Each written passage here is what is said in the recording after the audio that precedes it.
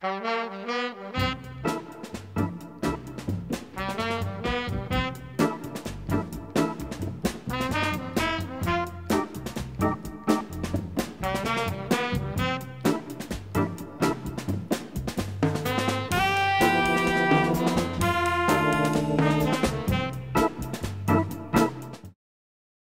what we're going to do is we're going to go over span, and I'm going to go over how to hold it and the full motion of the shot. And I teach A to the rail, B to the middle, C across. If I'm shooting left-handed, it's A to this rail, B to the middle, C across. And we're going to start off with the B shot because the B shot is the one that pretty much determines the mechanics for all the other shots. Okay, the B shot, you're going to place these two brakes on the 90-degree angle, and you're going to take your thumb knuckle, can you see that? And then see how it's divoted like this, just like the weight top's divoted. You're going to put your thumb right inside of it, and you're going to apply a little pressure down on the weight so it's stable.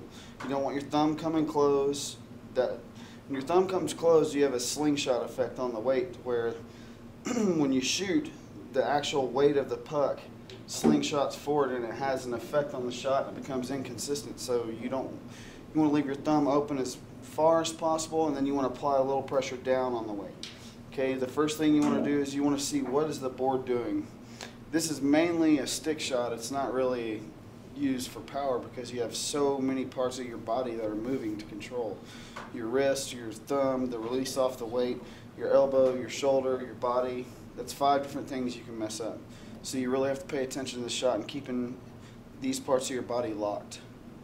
So what I do, we're going to go right to the middle, push down a little bit, got my grip set, and I'm not going to break my wrist for the B shot at all. I'm just going to see what the board's doing. Just push it straight and see where it goes. Just right to the middle.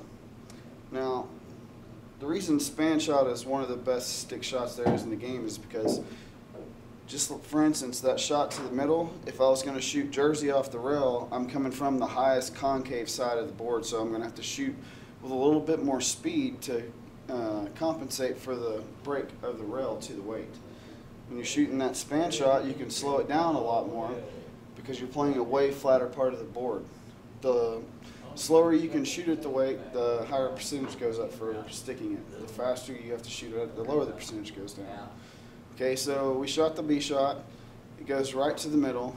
Once again, you're just going to apply a little pressure down. And it's almost like you're telling somebody to stop and stay back. And you're going to come straight down to the weight, apply a little pressure, and you're just going to go straight forward and see what the board does. It goes right to the middle.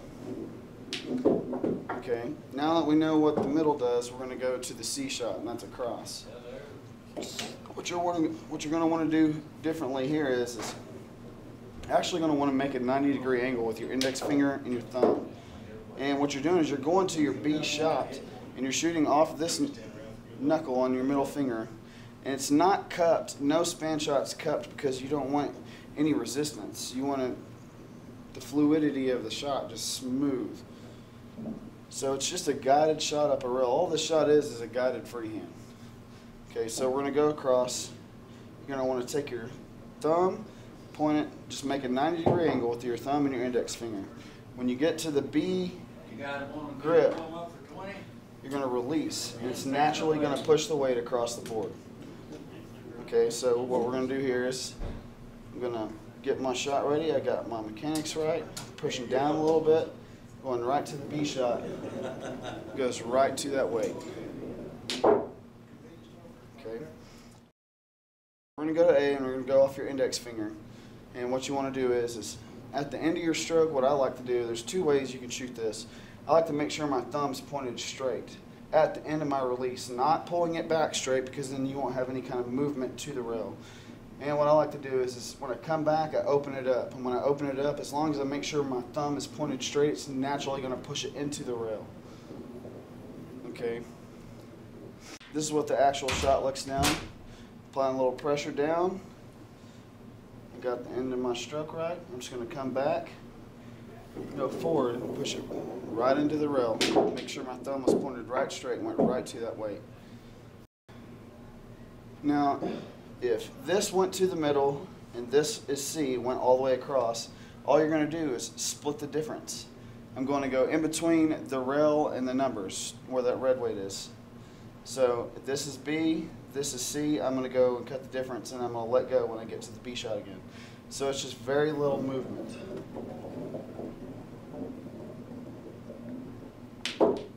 Right to it. Okay, now put one in between A and B. So if this is A and this is B, all I'm going to do is split the difference in between. Now what you got to figure out is if you like shooting it off your index finger or your middle finger. The difference is when the further out your span is, the more you have to control to the rail, and that's bad. So I always go off my index finger because it's less I have to control to the rail. So I'm not going to let my thumb get all the way straight like this when I release it. I'm going to only let it come to about right here and just barely pitch into the rail. So I'm coming back, going forward, just barely pitch into the rail. It should go right to that red weight. And that's pretty much the mechanics of span shot.